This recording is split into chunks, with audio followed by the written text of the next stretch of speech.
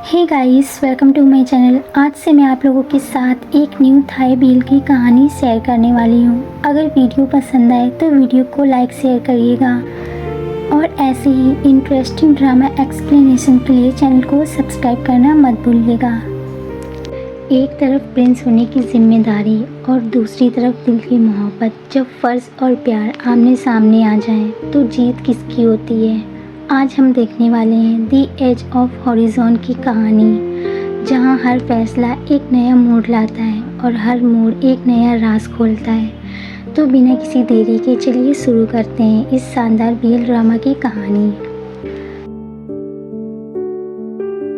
तो कहानी शुरू होती है साल 1905 से, जहां हम देखते हैं दो छोटे बच्चे खेल रहे होते हैं, जिसमें से एक बच्चे का पहनावा रॉयल था और दूसरे का नॉर्मल। ऐसे ही खेलते खेलते अब दोनों पहले से थोड़े बड़े हो गए थे।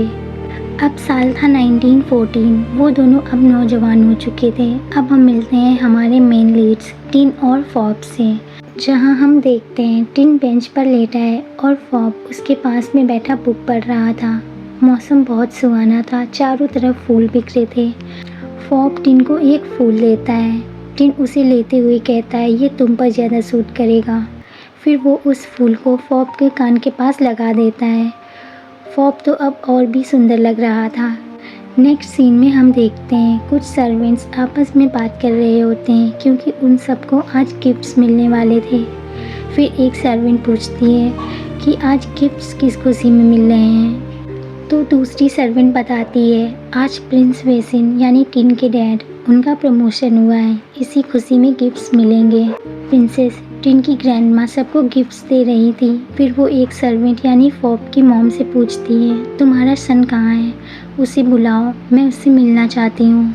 फॉब की मॉम उसे बुलाने के लिए वहाँ से निकल जाती हैं। दूसरी तरफ हमारे प्रिंस टिन उछल उछल के पास के पेड़ से एक फूल तोड़ने की कोशिश कर रहे थे और फॉब मदद कर रहा था, जिसके चलते फॉब कीचड़ में गिर जाता है और टिन उसे देखकर स्माइल करता है। बट हमारे प्रिंस इतने भी बुरे नहीं हैं, तो वो फॉब की बॉडी को अपने हाथ से क्लीन करते हैं। फॉब गुस्सा होने की एक्टिंग करते हुए कहता है, मैं तो आपकी हेल्प कर रहा था, पर जब मैं गिरा तो आप हंस रहे थे।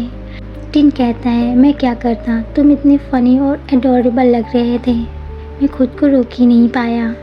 और वो फॉब के चीक्स को पिंच करने लगता है। उसी समय फॉब की मॉम वहाँ आ जाती हैं और उन दोनों के इस सीन को देख लेती हैं। फिर फॉब से कहती हैं, प्रिंसेस ने तुम्हें बुलाया है, चलो। नेक्स्ट सीन में हम देखते हैं प्रिंसेस फॉब को एक पेन गिफ्ट करते हुए कहती हैं, तुम्हारा सन स्टडी में तो बहुत अच्छा है, तो वो जितना पढ़ना चाहे पढ़ सकता है, हम उसकी हेल्प करेंगे। और हम नहीं चाहते कि ये फ्यूचर में हमें सर्व करे, बल्कि हम चाहते हैं कि वो देश की सेवा करें। टिन भी फॉब की तारीफ़ करते हुए कहता है, डैड एंड ग्रैंडमा, फॉब पढ़ाई में बहुत अच्छा है और वो हमेशा मेरी मदद करता है। तभी वहाँ टिन का भाई आ जाता है, जो फॉब को नीचा दिखाते हुए कहता है, वो पढ़ाई में कितना भी अच्छा क्यों ना हो, वो रहेगा हमेशा तो नौकर का बेटा ही। फॉब को चैट की बातों का बुरा लगता है, बट वो उस समय उससे कुछ नहीं कहता। बट टिन के डैड उसे डांटते हुए कहते हैं, काश तुम भी फॉब की तरह स्मार्ट हो पाते, बचपन से ही तुम ना तो पढ़ाई में अच्छे हो और ना ही तुम्हें तमीज़ है। डैड की बातें सुनकर चैट फॉब पर और ज़्यादा गुस्सा हो जाता है। नेक्स्ट सीन में हम देखते हैं टिन फॉब का पीछा करते हुए कहता है, उसकी बातों पर ध्यान मत दो। तो फॉब कहता है, वो सच ही तो कह रहा था, मैं जितना भी पढ़ाई कर लूँ रहूँगा हमेशा तो नौकर का बेटा ही, एक लो क्लास पर्सन। टिन उससे कहता है, ये कॉटन रोज़ देखो, सुबह इसका कलर वाइट होता है, दोपहर में पिंक होता है और शाम को बिल्कुल अलग। इसी तरह फ्यूचर में तुम अपनी काबिलियत से जो भी बनना चाहो बन सकते हो और मुझे तुम पर पूरा भरोसा है। फॉब कहता है, थैंक यू योर हाईनेस, आपने हमेशा मेरे साथ अच्छा बिहेव किया है। बचपन से ही आपने मुझे एक दोस्त के जैसे ट्रीट किया, ना कि एक सर्वेंट जैसे, और फ्यूचर का तो मुझे नहीं पता। फिर वो टिन के सामने घुटने पर बैठते हुए कहता है, मैं हमेशा आपका फॉब रहूँगा। टिन उससे कहता है, तुम अभी मुझसे इतनी अच्छी बातें कर रहे हो, बट 2 महीने बाद मैं पढ़ाई के लिए अब्रॉड चला जाऊँगा, तो तुम खुश हो जाओगे कि तुम्हें किसी को फॉलो नहीं करना पड़ेगा। वो ये सब बातें कर ही रहे होते हैं, तभी वहाँ चैट चिल्लाते हुए आ जाता है और फॉब पर पंचेस अटैक करते हुए कहता है, तुम्हारी वजह से मेरे डैड ने मुझे वो सब सुनाया, तुम सर्वेंट हो तो अपनी औकात में रहो। पहले 2 पंचेस से फॉब बच जाता है। टिन भी उसे बचाने की कोशिश कर रहा था, जिसके चलते वो ज़मीन पर गिर जाता है। फॉब टिन की तरफ ही देख रहा होता है, तभी चैट उसे एक पंच मार देता है। अब फॉब भी गुस्से में चैट को धक्का दे देता है, जिससे वो गिर जाता है और उसके सर से खून आने लग जाता है। तभी वहाँ टिन की फैमिली आ जाती है। चैट अपनी दादी से शिकायत करते हुए कहता है कि फॉब ने मुझे मारा, बट वो लोग फॉब को कुछ नहीं बोलते।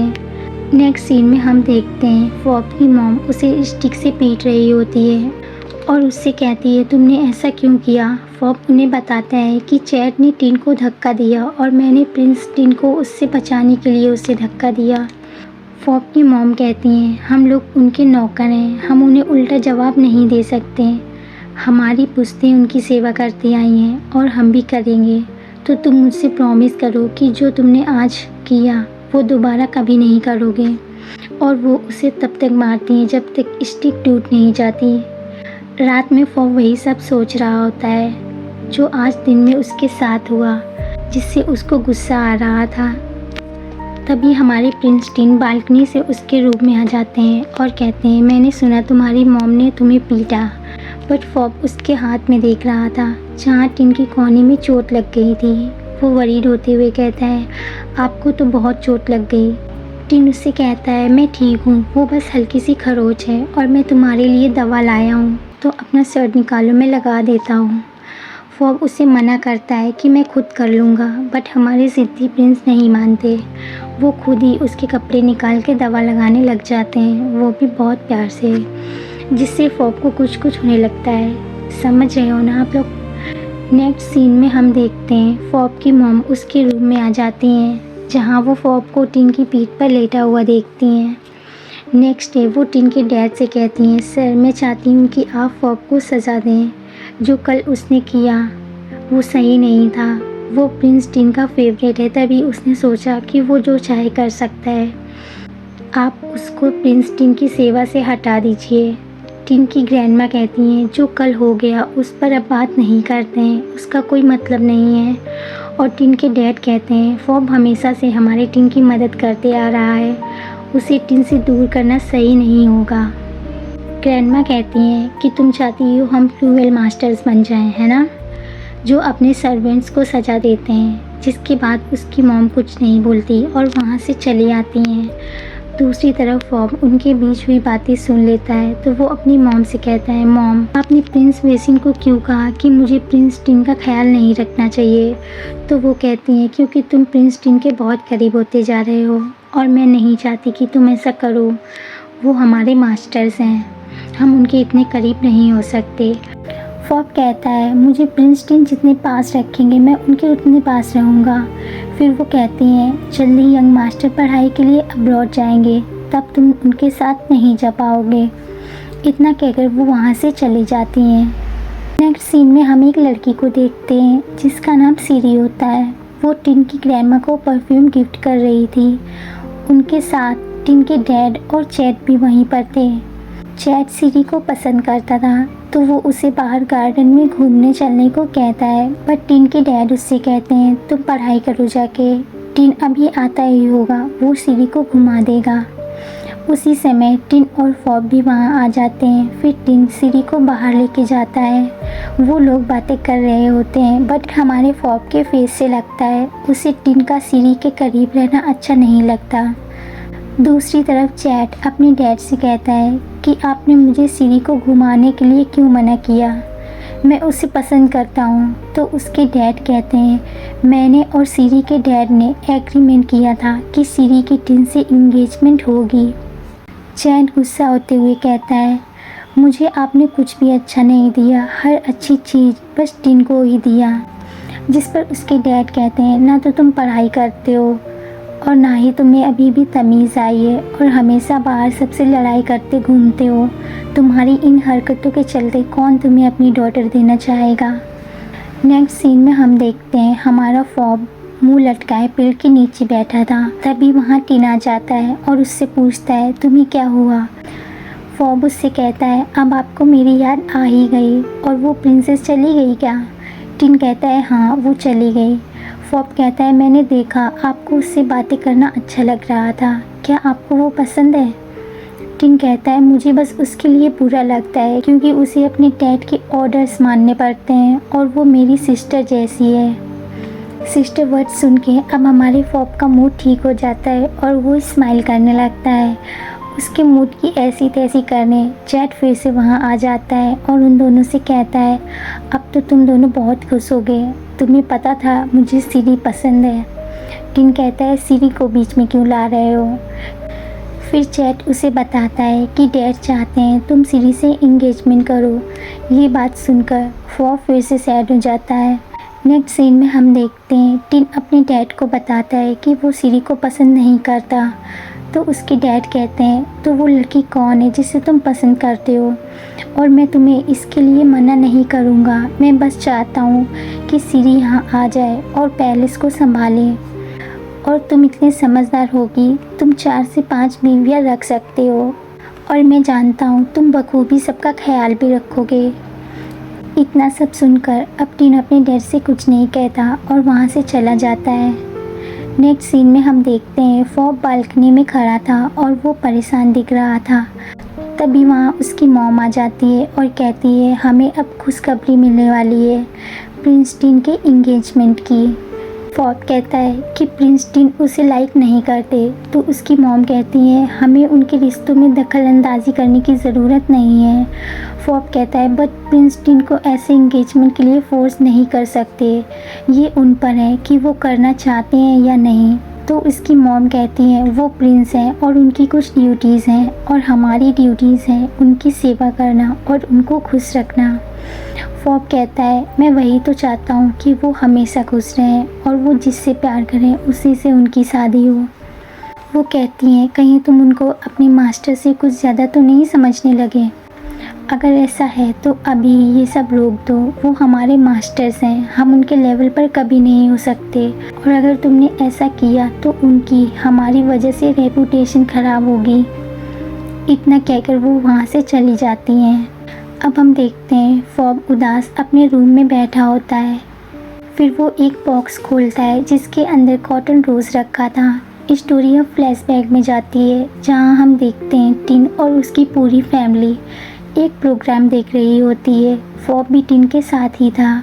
उस प्रोग्राम में एक लड़की होती है जो एक मास्क्ड मैन से अपने प्यार का इजहार करती है, उसे फूलों का माला देते हुए। प्रोग्राम के बाद फॉब और टिन गार्डन में होते हैं उनकी यूजुअल जगह पर। फॉब कहता है कितना अच्छा प्रोग्राम था ना, काश मुझे भी उस लड़के की तरह फूलों का माला मिल पाता, बट मैं तो एक लो क्लास सर्वेंट हूँ, मुझे भला कौन पसंद करेगा। और ये सब बोलते बोलते सैड हो जाता है। टिन उसे चीयर अप करने के लिए पास में ही पेड़ से गिरा हुआ एक फूल उठाकर फॉब को देते हुए कहता है कि मैं तुम्हें अभी फूलों का माला तो नहीं दे सकता, तो इसे ही ले लो। और वो फूल को फॉब की तरफ फेंक देता है। फॉब उस फूल को कैच कर लेता है।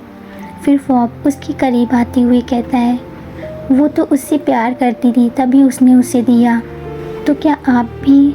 इससे पहले फॉब कुछ और बोलता, टिन साइली भूख का बहाना बनाते हुए वहाँ से चला जाता है और फॉब स्माइल करने लगता है।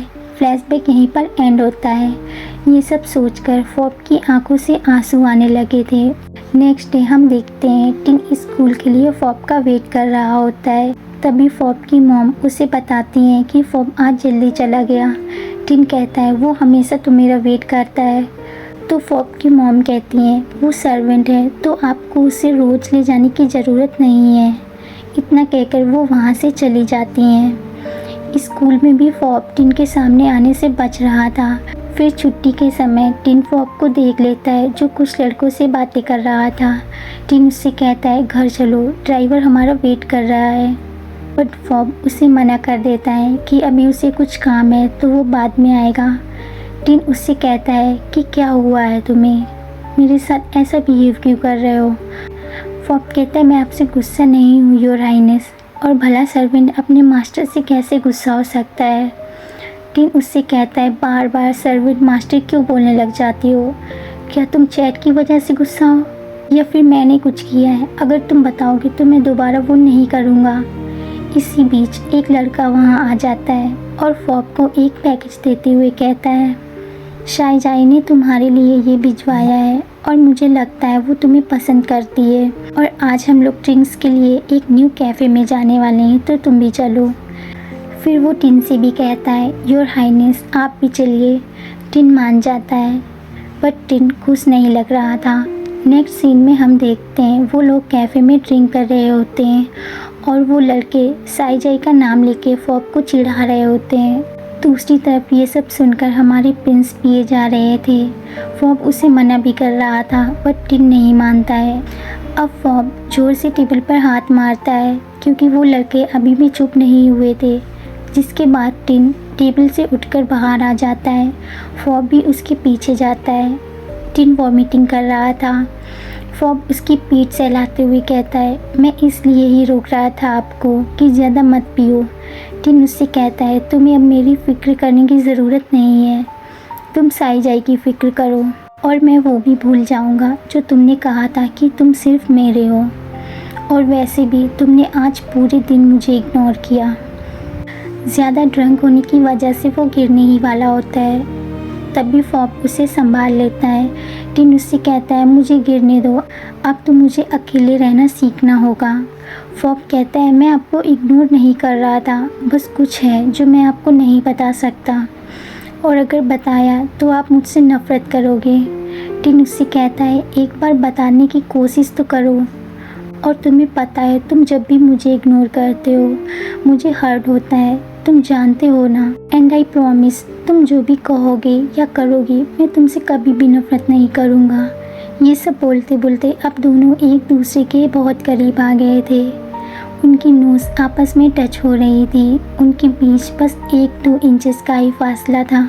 उनके बीच की सोने ही वाला था, बट तभी टिन अपना फेस फॉब के शोल्डर पर रख लेता है और दूसरी तरफ चैट भी उन्हें देख लेता है। फिर वो फॉब को सुनाने लग जाता है कि तुमने टिन को इतनी पीने ही क्यों दिया। चैट फॉब को बातें सुना ही रहा था, तभी टिन का पेट गड़बड़ाता है और वो चैट के ऊपर ही वॉमिट कर देता है। चैट उसे दूर करते हुए कहता है, इसे जल्दी घर ले जाओ। फॉब अब टिन को उसके रूम में ले आता है। वहाँ पर टिन की ग्रैंडमा, एक सर्वेंट और फॉब की मॉम भी थी। फिर फॉब की मॉम सब लोगों से कहती है, तुम लोग जाओ, मैं मास्टर को क्लीन करके सुला दूँगी। बट टिन की ग्रैंडमा उन्हें मना कर देती हैं कि फॉब का यहाँ रुकना ज़्यादा सही होगा क्योंकि वो एक लड़का भी है, तो उसे टिन को क्लीन करने में दिक्कत नहीं होगी। जिसके बाद वो तीनों वहाँ से चली जाती हैं। फॉब की नज़र टिन से हट ही नहीं रही थी। ड्रंक टिन उसे पागल कर रहा था। फिर वो धीरे धीरे करके उसके कपड़े निकालता है और फिर उसे अपने हाथों से क्लीन करता है। उसकी टच से टिन जैसे रिएक्ट कर रहा था, वो चीज़ फॉब को पागल कर रही थी, जिसके चलते अब उसके हाथ स्लोली टिन की पैंट्स की तरफ जाने लगते हैं। बट कैसे भी करके वो खुद को कंट्रोल करता है। टिन को क्लीन करके वो उसे हगिंग पोजीशन में कपड़े पहनाता है, बट अचानक से वो टिन के ऊपर ही गिर जाता है और दोनों के लिप्स आपस में टच हो जाते हैं। टिन को अभी भी होश नहीं था या फिर था, वी डोंट नो। अब फॉब से कंट्रोल नहीं होता और वो टिन को किस करने लग जाता है। कुछ देर किस करने के बाद वो टिन से दूर होता है। उसे गिल्टी लगने लगता है कि उसने टिन का इस सिचुएशन में फ़ायदा उठाया, जिसके चलते वो जल्दी से वहाँ से भाग जाता है। अपने कॉटेज जाकर वो खुद को कंट्रोल करने के लिए ठंडे ठंडे पानी से काफ़ी देर नहाता रहता है। नेक्स्ट डे हम देखते हैं फॉब टिन से बचने की कोशिश कर रहा था। उसकी मॉम भी टिन की फैमिली से कहती हैं, हम 2 दिन के लिए अपने रिलेटिव्स के घर जा रहे हैं, उनकी तबीयत ठीक नहीं है। फॉब को भी वो अपने साथ चलने को कहती हैं। शाम का समय था, फॉब अपनी पैकिंग कर रहा था, तभी टिन के द्वारा फेंका हुआ नोट उसे मिलता है, जिसमें टिन कह रहा था उसे फॉब से कुछ बात करनी है तो वो अपनी यूजुअल जगह पर मिलेंगे। नेक्स्ट सीन में हम देखते हैं फॉब उनके फेवरेट पेड़ के पास पहुंच गया था। जहाँ टिन उसका वेट कर रहा था। फॉब उससे कहता है, योर हाइनेस कुछ काम है क्या आपको? टिन कोई जवाब नहीं देता, वो बस फॉब को देखे जा रहा था। फिर फॉब कहता है, अगर कुछ इम्पोर्टेंट नहीं है तो हम कल बात कर सकते हैं, और काफ़ी रात भी हो गई है। टिन उसके करीब जाते हुए कहता है, कैफ़े के बाहर जो तुम बात बताना चाहते थे उसे अब कंप्लीट करो। फॉब कहता है, वो इतना ज़रूरी नहीं है, और वहाँ से जाने लगता है। टिन पीछे से कहता है, मैं जिस फॉब को जानता था वो इतना कवर्ड नहीं था, और तुम किसी को किस करने के बाद में ऐसे बिहेव नहीं कर सकते। टिन की बात सुनकर फॉब शॉक्ड हो जाता है। फिर वो अपने घुटनों पर बैठते हुए टिन से माफ़ी मांगने लग जाता है कि कल रात के लिए मैं शर्मिंदा हूँ और दोबारा ऐसा कभी नहीं करूँगा, और मुझे माफ़ कर दो, मेरी वजह से आपको घिन आई, मैंने आपको गंदा फील करवाया। टिन भी अब फॉब के सामने अपने घुटनों पर बैठ जाता है और उससे कहता है, मुझे वो गंदा नहीं लगा, और फिर वो फॉब को किस कर लेता है। फॉब सरप्राइज्ड हो जाता है कि जिसे वो हमेशा से पसंद करता आया है वो भी उसे पसंद करता है। अब दोनों एक दूसरे को किस करते हैं। उनकी वो किस उनके अंदर की फीलिंग्स को बयां कर रही थी। दोनों अब उसी पेड़ के नीचे लेटे होते हैं। फूलों की पंखुड़ियाँ उनके चारों तरफ बिखरी हुई थी। टिन उससे कहता है, फॉब मैं तुमसे प्यार करता हूँ। फॉब भी उसे रिप्लाई देते हुए कहता है, मैं भी आपसे बहुत प्यार करता हूँ, और हमेशा से किया है और हमेशा करूँगा। मैं हमेशा आपका इंतज़ार करूँगा। मैं हमेशा केवल और केवल आपका फॉब रहूँगा। फॉब की इतनी रोमांटिक बातें सुनकर टिन उसे फिर से किस करता है। दोनों एक दूसरे को ऐसे ही थोड़ी देर किस करते रहते हैं। दूसरी तरफ फॉब की मॉम वहाँ से गुजर रही होती हैं, जो उन दोनों के इस सीन को देख लेती हैं। नेक्स्ट सीन में हम देखते हैं हमारे फॉब के चेहरे पर बहुत बड़ी स्माइल थी, और वो स्माइल करते हुए अपने कॉटेज की तरफ आ रहा होता है। उसकी मॉम पूछती हैं, तुम अभी तक कहाँ थे? तो फॉब कह देता है, मैं बाहर ताज़ी हवा खाने गया था, जिसके बाद वो कुछ नहीं बोलती। नेक्स्ट मॉर्निंग फॉब अपनी मॉम के साथ टिन की फैमिली को बाय बोलने आया था। टिन भी वहीं पर बैठा था। दोनों चुपके चुपके एक दूसरे को देख रहे थे। फिर चैट भी वहाँ आ जाता है और फॉब से कहता है, काश तुम अब कभी वापस नहीं आओ। जिसे सुन के टिन के डैड उसे चिल्लाते हुए कहते हैं, जब बोलने की तमीज़ ना हो तो चुप रहा करो। नेक्स्ट सीन में हम देखते हैं फॉब अपनी मॉम के साथ रिलेटिव के घर पहुँच गया था, और उसकी आंटी बिल्कुल ठीक लग रही थी। फॉब अपनी मॉम से कहता है, मॉम आंटी तो बिल्कुल ठीक है, हम शाम को वापस घर चलेंगे। बट उसकी मॉम कहती हैं, अब आए हैं तो कुछ दिन हम यहीं पर रुकेंगे। दूसरी तरफ टिन अपने डैड से कहता है कि डैड, क्या फॉब भी मेरे साथ पढ़ाई के लिए अब्रॉड जा सकता है? प्लीज़ डैड, उसे भी मेरे साथ जाने दीजिए। वो पढ़ाई में बहुत अच्छा है और वो मेरी हेल्प भी करता रहेगा। उसके डैड टिन की बात से एग्री कर जाते हैं, क्योंकि फॉब एक ब्राइट स्टूडेंट था। नेक्स्ट सीन में हम देखते हैं फॉब की मॉम उसे बिना बताए टिन के घर आ जाती हैं, और उसकी ग्रैंडमा और डैड से कहती हैं, मैं अब से अपने रिलेटिव के साथ ही रहूँगी। उनकी तबीयत ठीक नहीं रहती, तो हमें अब वहीं पर कुछ दिन रहना होगा। टिन पूछता है, क्या फॉब भी आपके साथ वहीं रहेगा? तो वो कहती है, हाँ, वो भी मेरे साथ ही रहेगा। टिन की ग्रैंडमा कहती है कि क्या हुआ, तुम अचानक यहाँ से दूर जाने की बात क्यों कर रही हो? क्या हमने तुम लोगों को किसी तरह तकलीफ़ दी? तो वो कहती, नहीं, ऐसा कुछ नहीं है, मैं बस अपने रिलेटिव का ख्याल रखना चाहती हूँ, और कोई वजह नहीं है। जिस पर टिन की फैमिली अब मान जाती है। वो वहाँ से जाने लगती हैं। तभी टिन उन्हें रोकते हुए कहता है, मैंने डैड से बात कर ली है, फॉब मेरे साथ अब्रॉड जाकर पढ़ाई कर सकता है, जिससे उसका फ्यूचर और अच्छा हो जाएगा। बट फॉब की मॉम मना कर देती है और कहती है, प्रिंस, अब तक आपने हम पर बहुत एहसान किए हैं, जिसके लिए मैं हमेशा शुक्रगुजार रहूँगी। और फिर वो वहाँ से चली जाती है।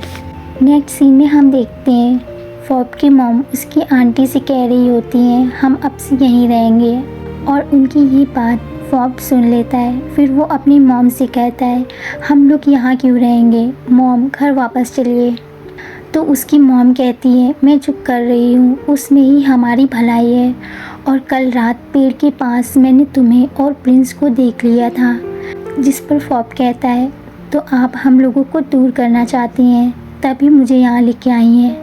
वो कहती है तुम और वो कभी एक नहीं हो सकते, वो आसमान है तो तुम ज़मीन, और ज़मीन और आसमान कभी एक नहीं हो सकते। फॉब कहता है प्यार ये सब नहीं देखता, ना ही वो जेंडर देखता है और ना ही रुतबा, वो तो बस हो जाता है जैसे मुझे प्रिंस से हुआ और उनको मुझसे। हम दोनों एक दूसरे से बहुत प्यार करते हैं। बारिश भी होने लग गई थी। अपनी मॉम से इतना कहकर वो रात में ही वहाँ से वापस पैलेस आ जाता है। टिन अपने रूम में लेटा था, उसे भी नींद नहीं आ रही थी तो वो एक बुक रीड कर रहा था। तभी फॉब उसके रूम में खिड़की से एक पत्थर फेंकता है। टिन खिड़की के पास जाकर देखता है तो नीचे फॉब खड़ा था, पूरा भीगा हुआ। बारिश भी बहुत तेज हो रही थी। टिन भागते हुए जाता है और उसे हक कर लेता है, वो भी भीग जाता है। दूसरी तरफ चैट अभी जगा हुआ था और अपने रूम में पढ़ाई कर रहा था।